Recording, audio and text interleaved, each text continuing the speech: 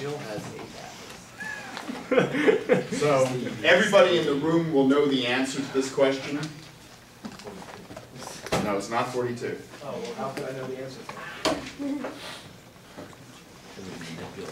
Show that amongst all triangles inscribed in the unit circle, there is one of maximum perimeter.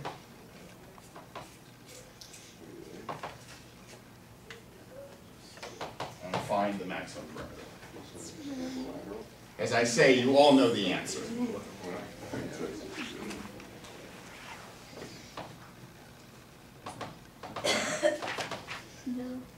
But I want to do this partly to illustrate that. So if you did not have the maximum value theorem dealing with a compact set, you could make an ad hoc geometric argument. So what do you guys all say the answer is? Louder. Equilateral. Equilateral triangle. Now, in the case of area, you might be able to make a very easy geometric argument that the equilateral triangle must have maximum area. Not so obvious to me that you can do one for perimeter. So if you had a triangle that wasn't equilateral,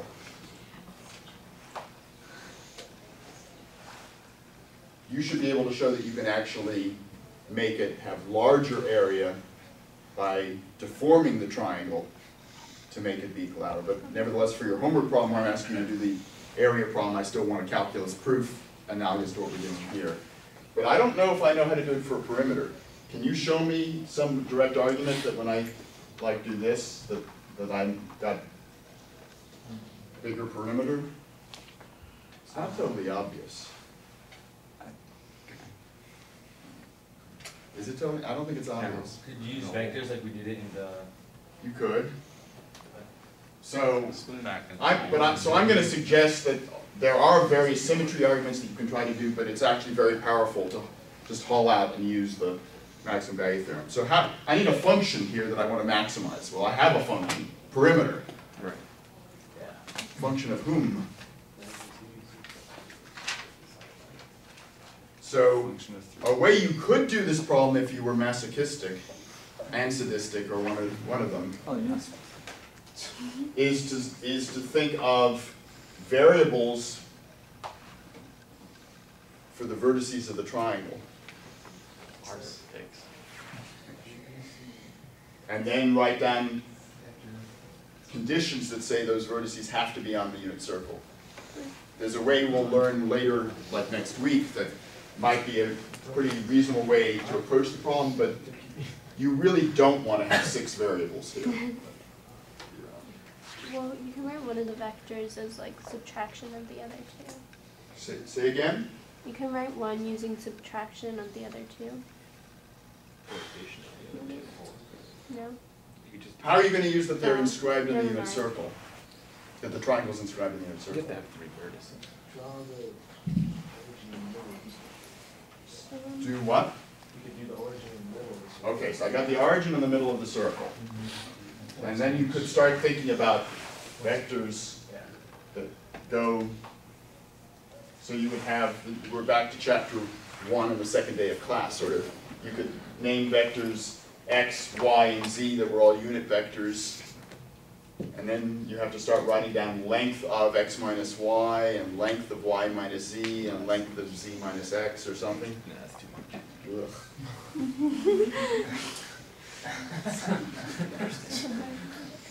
I move that we find another way to do it.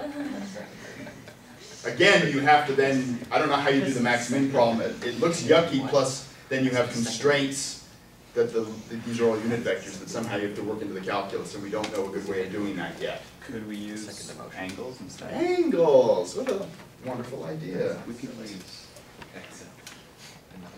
Are you angling for approbation?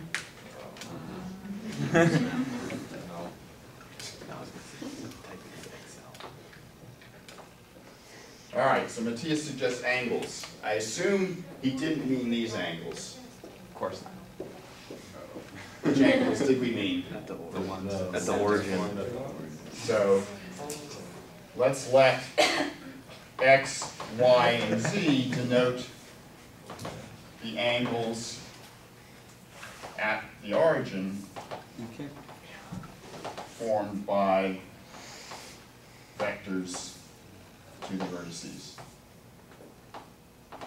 So one of the vectors is completely irrelevant, essentially, right? Because you're saying you could rotate the yeah, picture you and just- make one of them be at 1, 0. Right, yeah, so you can set one. Yeah, you could do that. I don't think it really matters in this case. So you're saying, I think what Matthias wants me to do is put x, y, and z as these central angles here. Yeah, of course. All right? How many of these variables do you think are actually independent? Two. Because, Because the third one can just be 360 degrees minus the other two. so note that z is going to be 2 pi minus the sum of the other two. So as you did in calculus problems in high school or in Calc 1 here, you want to write down a function in terms of the independent variables only. You want to use some relation that relates the variables to get rid of one of the variables. So in this case, I don't want to mess with z, I just want to do it with x and y.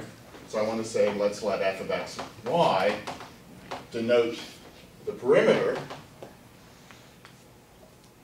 of the triangle, and then I want to think about what the domain is, and is it compact, and then proceed from there.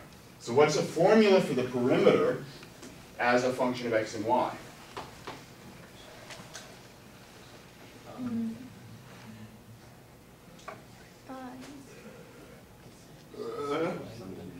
So you do know this is a unit circle, so that tells you that if I look at, for example, the triangle with x in it, these are both 1, this angle is x,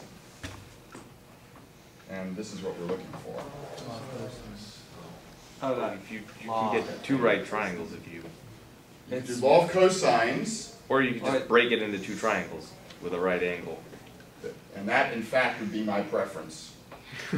Because law of cosines will give you a square root for this length. And derivatives with square roots, as you guys all know, It's fun. are not necessarily one's most preferred thing to do. So if I follow Dan's suggestion and split it into two right triangles, my picture does not look very good, but in fact they're congruent right triangles. Because these sides are both 1, even though they don't look it. What's that? So I want to know, so question mark is going to be twice question mark over 2. And that's just And what is, 2 times question mark. why. so what's this length in terms of the trig? Sine of half x. Everybody agree? This angle here is half of x. You have a right angle here, so opposite over hypotenuse would be the sine of the angle. Hypotenuse is 1, so I get sine of x over 2. And there are 2 of them. And then there's 2 of them. And then 2 times sine of y over 2 for this triangle. And then you got z over 2, but we already... 2 pi minus x plus y over 2. So how about pi minus x plus y over 2? You okay with that? Can we split that up? Split whom up? Can you? Never mind. Okay. No.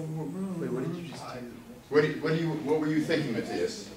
Well, taking the pi out and like doing like. So are you suggesting cranking the addition formula or something? Yeah, but I thought that might now. Yeah. But it's actually easier than that. Think unit circle. You have an angle, theta, and pi minus theta. What are the signs of those angles? Negative. Oh yeah, equal. Same thing. So it's sine of x plus 2. It equals minus sine of. Stop the addition formula. Look at a picture. No, it's just the sine. It's So just it's sine x over of it's negative. theta. Sine is what when you're on the unit circle? The y The y value. Yeah, So it's sine of x plus over. X Or plus just y sine over theta. They have the same sign. And they have the same sign. Yeah.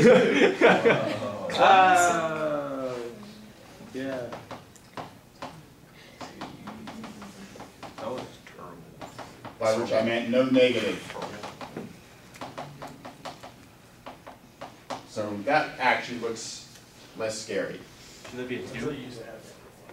2 sine x plus over 2? Yeah. Oh. Yeah. That's how factoring works. Are we okay? I factored out the 2. All right. Looks like a continuous function to me. Yeah. Unfortunately. Looks like a differentiable function to me. So the question is it on a do we have a compact set for our domain? And then if so, we're guaranteed a maximum value for this continuous function on that compact set.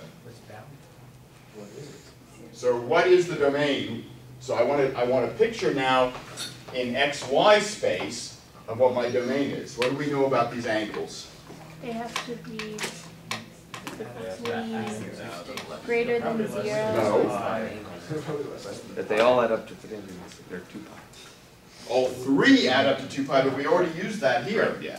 That's not relevant for x and y. Each angle has to be between 0 We have a and triangle. 0 and pi. So x and y being angles that I'm measuring counterclockwise from one vector to the next had better be at least 0. And Yeah, less than pi. Could it? it could be pi. Could not be pi? But then it wouldn't be. It's not a triangle. That's What's always the the equal problem pi? I've had. No, it could be pi. Well, Could it be big? So could x? I mean, if one of the sides was the diameter that went to the origin, could it be pi? It's not gonna maximize forever though. Well, hang on though, but that's still a good question. If you have, what happens if you had a triangle like that? Yeah. Then you. then it's not inscribed. Why is it not? Oh yeah, it's not inscribed. Because the yeah. center is not on the Yeah. edge. She gets No, I meant what if like the 3 vertices are still on the edge of the circle, but one of the sides is the diameter? What about That's Yeah. not How a is it triangle. inscribed? I'm Oh, sorry. I see. Yeah. Okay, Never all right. defined that as a triangle. So then this would be pi. No, let's see. So I would have pi there and then these 2. So you can have it. You could have. Can you have Why something not just greater have it bigger than than pi? Because you have bigger than pi. Sure. Yeah. It'd be a But quadrilateral. the addition of the 2 can't. It just wouldn't go through. It, like the center would be not inside of the No, we triangle. already used it. Okay, so you could have But this, that wouldn't be, oh. That's. Oh, yeah, Yeah. you're right. which was what I was trying to do before when you Yeah. panicked me. Wait, but is that bigger than So pi? now what's going on with our This angles? is the 2 We got one that's really This, huge. Yeah. this, and this. Oh, I see. So it can be all the way up to. The board. So it can be up to, but not including 2 pi. It could be 2 pi. So No, then it's just like, oh I think we agree Triangle. that they're, I think we agree that they're positive. Yeah. We're agreeing that they're less than 2 pi. Is there some other condition? Although, Plus y is like, less than 2 pi. X and y are both less than pi. No, they don't have to be less than pi. saying they're less than 2 The pi sum is of them. X kind of plus y boring has to be less than because 2 Right, pi. this could be x, this could be y, this could be z. X plus I mean, y. I'm has to be- agreeing you're not optimizing perimeter doing that, but X it's plus- still in the domain. X X plus y has to be is less than 2 pi. Z has to be positive as well. So So that means x plus y has to be less than 2 pi. that's important. Okay? Because, got it? Got it. So, you guys were all telling me this was going to be a compact domain. I think you fibbed. It's not a compact. It's not. It's open. So it Yeah, can't we be. said that. Looks open to me. Yeah. yeah. So it looks like we're saying x is between 0 and 2 pi. Y is between 0 and 2 pi. And then the sum is less than 2 pi. So if I draw the line x plus y equals 2 pi, and underneath that line segment, so I have an open triangle here, it seems to me. You lied. Why can't you just close it? Say again? Why can't you just close the triangle? Because if it's if Any anyone one of is these add guys- Like, line, it Just say It what's might- less than What is- So the No. domain is natural.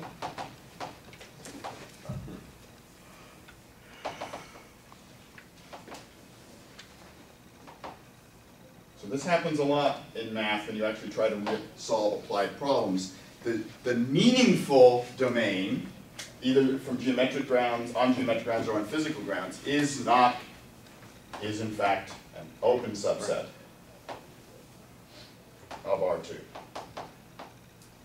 Now Dan, applying the method of wishful thinking, which he has another name for, wants to say, make it be the closed triangle. There's no Does it make logic. sense to consider this function on the closed triangle?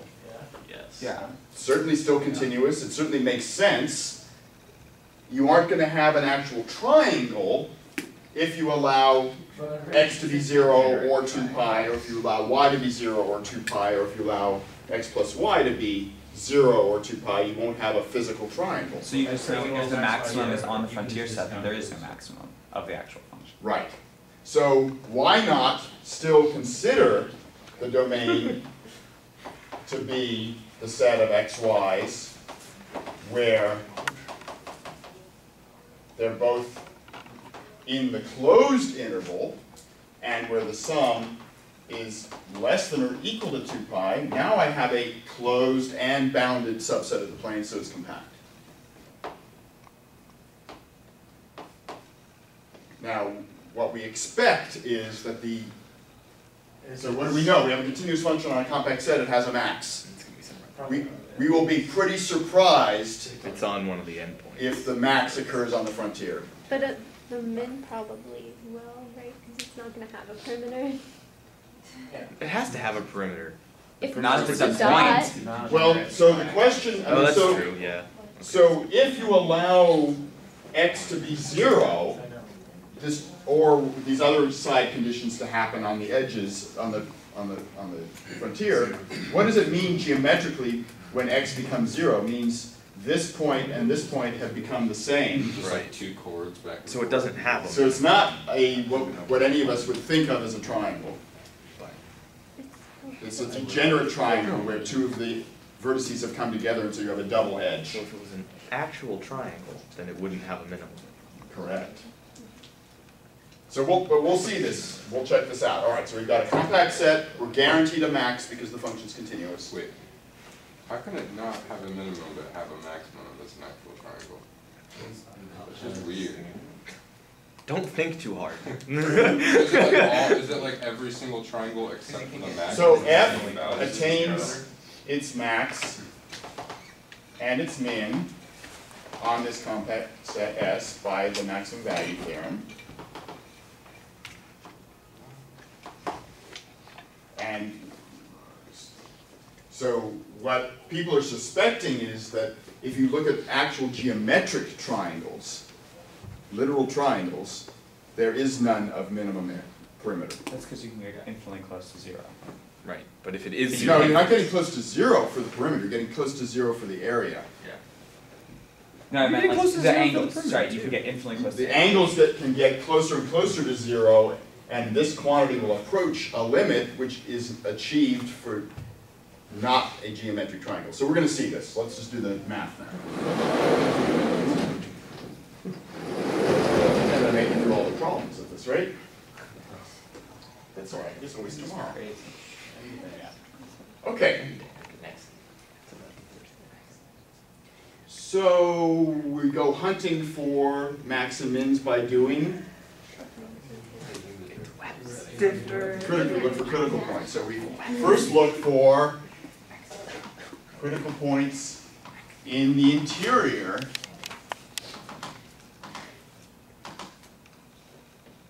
of S. Remember we made this big deal about how you had to be at an interior point in order for having root of 0 to reflect being at a local max or local min. So, okay, well that's not so bad. What's df Horse respect to x. That one and that one.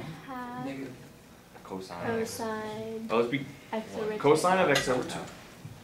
So very Yeah, conveniently, and then the chain rule and the 2 out in front cancel the 2's. And, but I have another term. Well, 1/2 sine of x plus y over 2. Wait, no. The 2 Cosine Excuse me. x Still cosine plus y over 2. x plus y over 2, and then you worry about the chain. Times the derivative of the inside with respect to x, which is 1/2. 1/2, but the 2 cancels the 1/2. Okay. Yeah. And then we have a similar term for y. Cosine of y. It's convenient. And all of a sudden, you start to see why I stuck problem C on your homework. This function is symmetric in x and y. What do you expect to happen for the critical point? Have You x expect equal this critical point to be on the set where x equals y, and we'll do the math, and it probably will be, but I'm warning you in that homework problem C, it doesn't always happen. So don't jump the gun and assume that it has to be the case, that the optimal thing is going to be where x equals y. It's not always true. All right, so critical point. So cosine of x over 2 plus cosine of x plus y over 2 has to be 0. And cosine of y over 2 plus cosine of x plus y over 2 has to be 0. What do we do now? Square both sides. Don't think so, Daniel. Any suggestions? take the This is not a system of linear equations, so I can't stick things in a matrix. Rats. subtract the x plus y.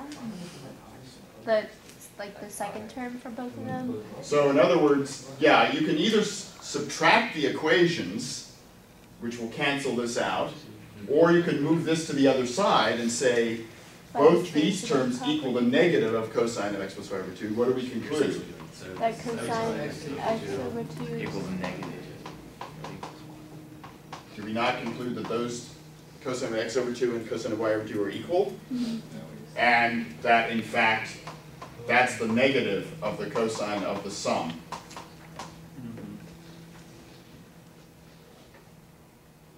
Agreed? Yeah. Again, we're just doing interior points now, we're not on frontiers.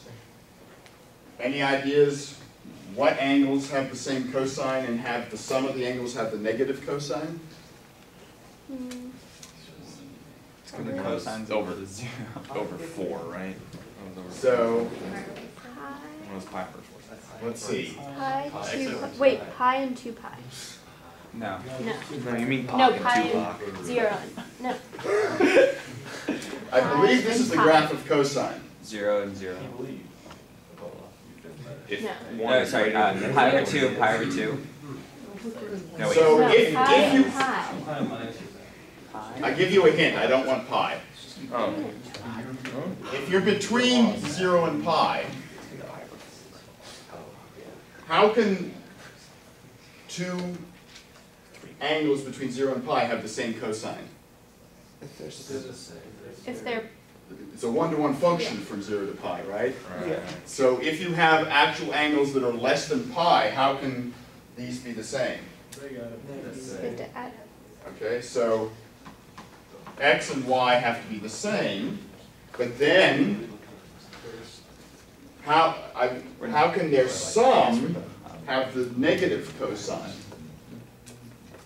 If it's like right. Well, then it'd be Plus just y.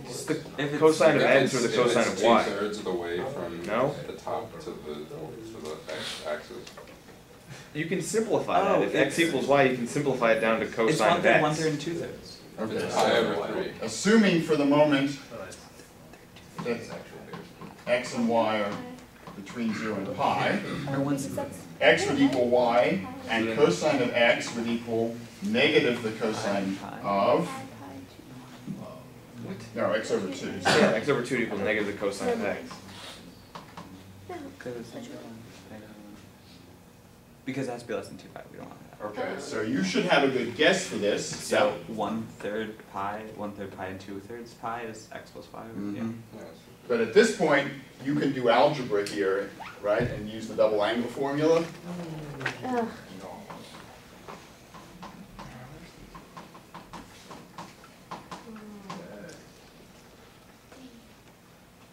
Cosine of a double angle is twice the cosine squared of the angle minus 1.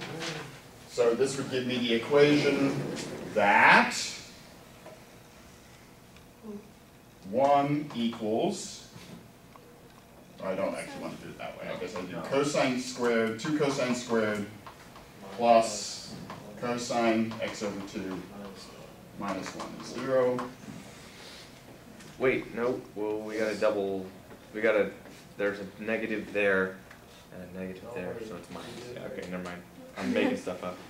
And so if I let Oh, we're gonna do u equal cosine of x over 2, I've got my quadratic, which in my fondest of dreams, everyone in the room knows how to solve.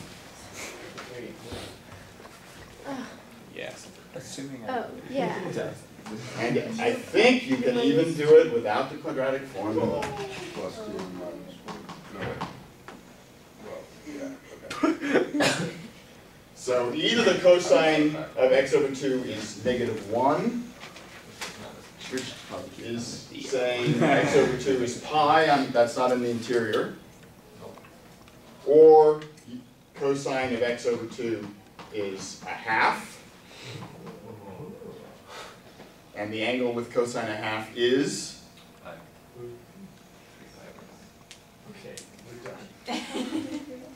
Pi over 3. So x would be 2 pi over 3.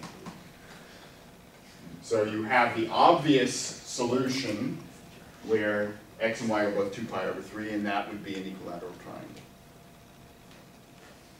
Now, could I have had x and y both be bigger than pi? No. No. Because their sum has to be less than 2 pi. Aha. So the only way you can have two things with the same value Is if between 0 and pi, whose sum is less than 2 pi, is if they're both less than pi. So this is a valid assumption at this point. Good. All right, so this is the only interior critical point.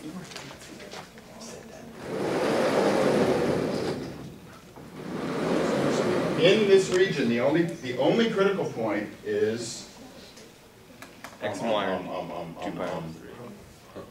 Something like that point. All right, and that, as we said, that corresponds to the equilateral triangle. Is that a special part of that triangle? Some certain circumstance or something? Really cool. Well, it's a third of the Yeah. distance from 0 to x and 0. Right, it actually is, although I don't see that this is related to the original question, it actually is the centroid of this triangle. Is it not? It looks like it appears. Right? You're averaging 0, x. Yeah, it actually is the centroid, but I don't know why you would have expected that. All right, now what happens on the frontier? So we did this last time for the problem we're doing. Examine f on the frontier. Well, by symmetry, we only have to do one examination. Because if you do the interval where y is 0, so you're looking at f on the x-axis there, then you would just have 2 sine x over 2 plus another sine x over 2 when y is 0, so I would have 4 sine x over 2. Would be the same. And x going from 0 to 2 pi. Now, do you agree that the case where x equals 0, I'm on the left edge of the triangle, it's the same formula, except I have a y instead of an x. And And when I'm on the line where x plus y is 2 pi, oh, that looks a little different. Say x plus y equals 2 pi, then what do I have? I have f of x 2 pi minus x for y. And what do I get for my formula? It looks like 2 sine of x over 2 plus 2 sine of 2 pi minus x. So pi minus x over 2. that again is 4 sine of x over 2. It's not surprising. You're taking this triangle that has 3 sides and you're basically collapsing one of the sides. You're going to get the same perimeter formula regardless of what variable you assign. Okay, so what happens to this function? What are we trying to do? Well, we're trying to maximize f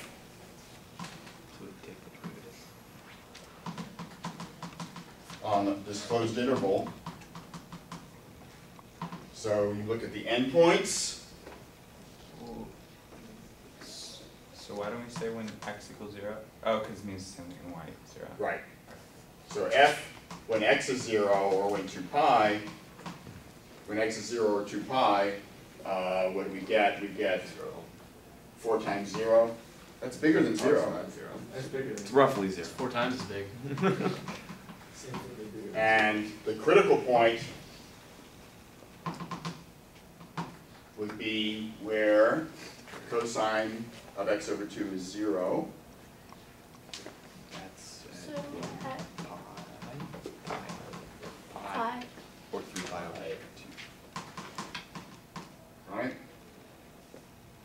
It's the unique point in the interval from 0 to 2 pi where this is true. Right, so we plug pi back. And then we get Pi equals 4 sine of pi over 2. which is Aha! Well, that one is surely not a maximum perimeter. You understand where this came from, Right. from what we were talking about before.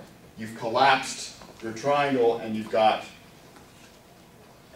a double-edged triangle, So it's 2 times the diameter. 2 times the diameter, which gives you the 4. Now, what do we better check? We better check that when we plug in 2 pi over 3 for both x and y, that it in fact has a greater value for f. So we could go back to the formulas, or you could think geometrically. Like, what do we get? I have no idea. You get 6 sine of pi over 3, right? Because you have 3 terms that are identical. Just 6 root Sine of pi over 3, root 3 over 2. square root of 3 is in fact bigger than 1.5. Right. So, yeah. And So then- this is at least Right. 4.5. It's This easy is 5. clearly the maximum, right? This is bigger than 4. It's like 5.1. So we're satisfied now that the collateral triangle in fact is maximum perimeter. Nailed completely.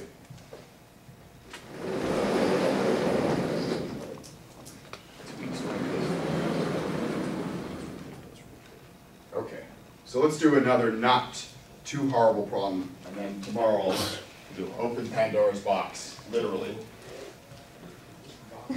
Literally, it belongs to people.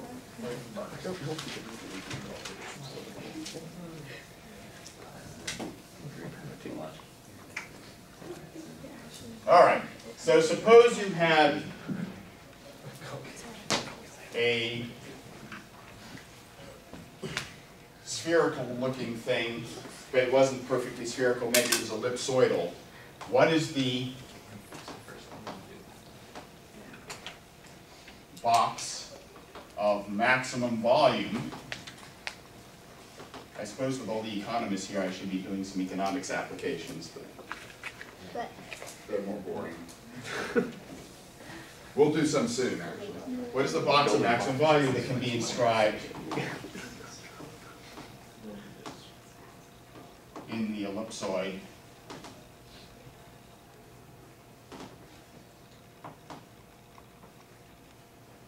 X squared plus y squared plus z squared over 4 equals 1.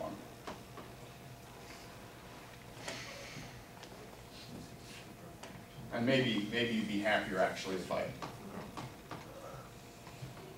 didn't make it symmetric at all. So let's say you had an ellipsoid with 3 different major axes. So what do we have? We have some sort of ellipsoid that looks like it's got height 2 there. It's got distance 1 here and distance square root of 2 there. That's the shape of the ellipsoid. Oh, okay. It's like a roll. And if I actually want to put a box, let's make our life a little simpler. Let's assume that the edges of the box are parallel to the axes.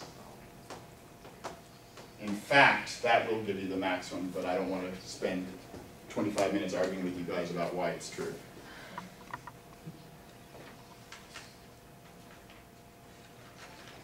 So what do you have? You have some sort of symmetric arrangement like this, where these points are on the front of the ellipsoid and these points are on the back.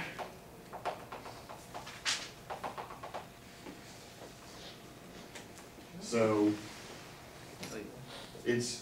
I think you guys can believe, my picture's a little off here, but I think you guys can believe that if this is the point x, y, z, then for the sides to be parallel to the axes, you're going to have these other vertices all by putting plus or minuses on the various things. So what's the volume going to be? 2 times something.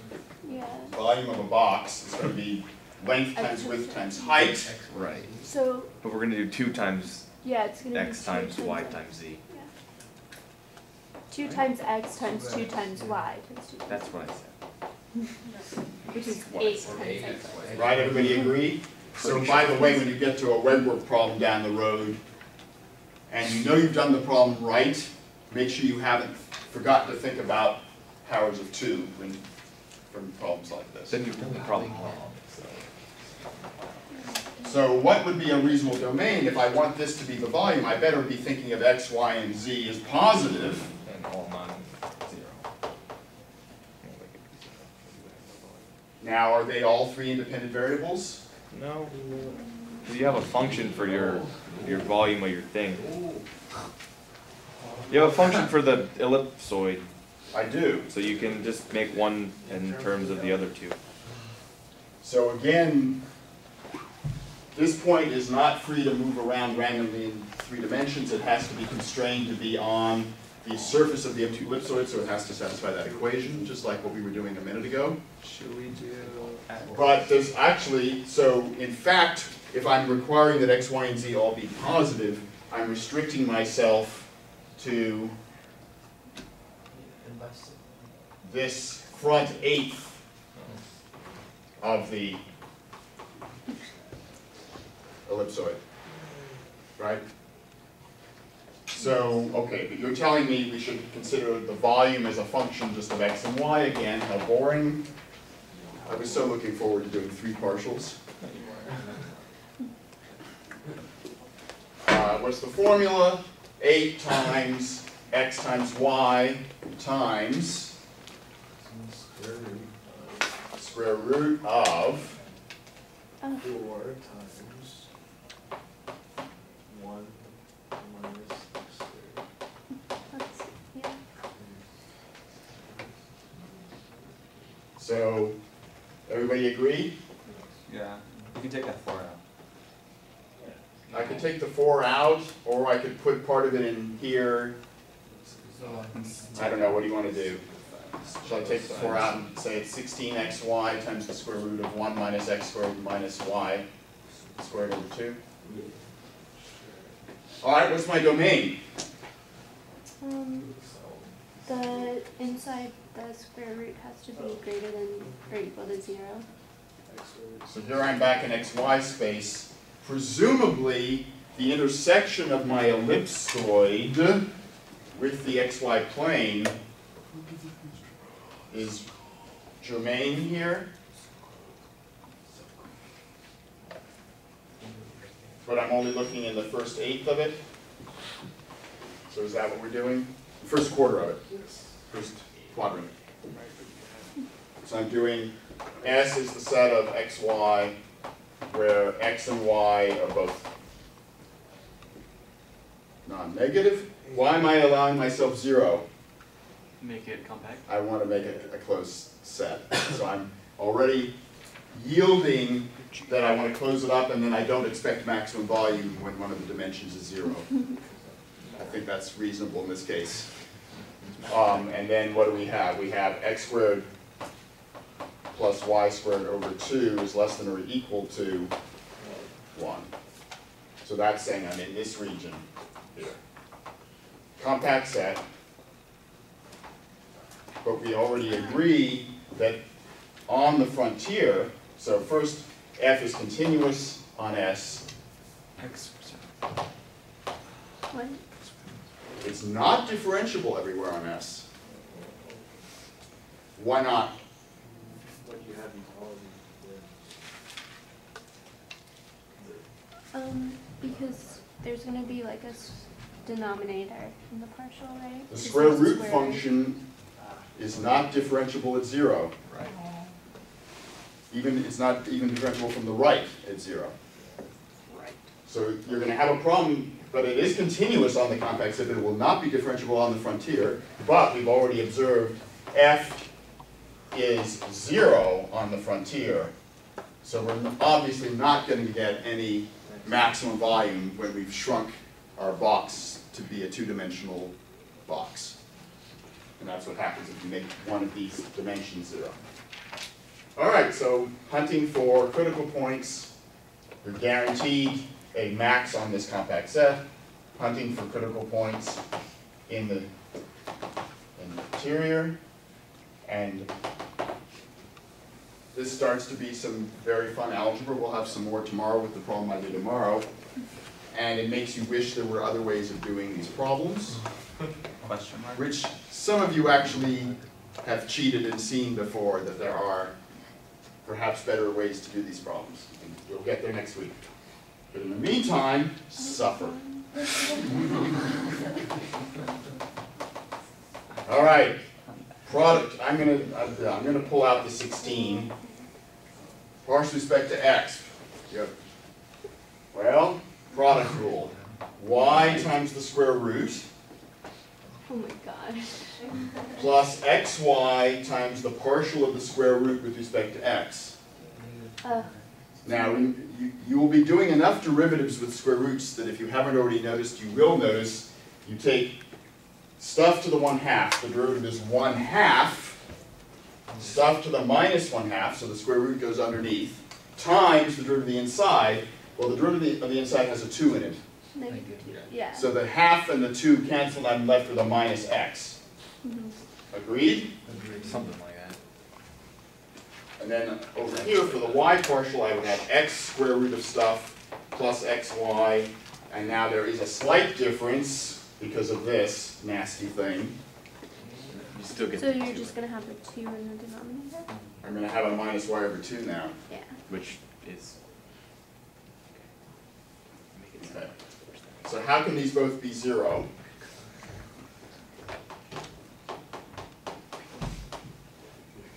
I was hoping we were going to run out of time and I was going to make you do all the rest of this for homework. Yeah, like I'd actually do this. Don't worry. I was hoping that it's coming. Don't worry. You'll have your share. So notice you can factor out a y square root from the x partial. You have a y square root times 1 minus x squared So over square root, right? So that means I need to square the square root and put it upstairs.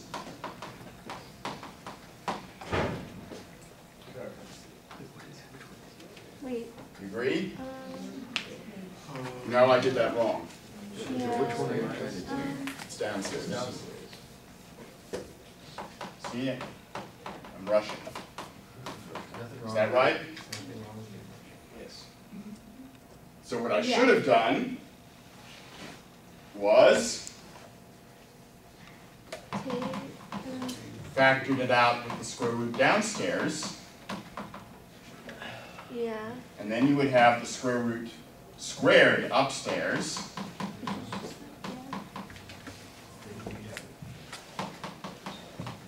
And then that looks nicer. Okay? And then for the other partial, you can factor out an x over the square root, and you're going to have 1 minus x squared minus y squared over 2 minus y squared over 2 equals 0. So what do you conclude? Well, this could be 0 and this could be 0, but that's the frontier. We're not in the interior when x and y are 0. How can these both be 0?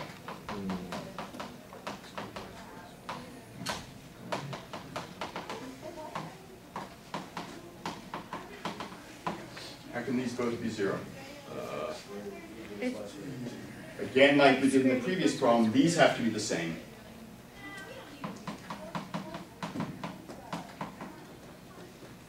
Okay, so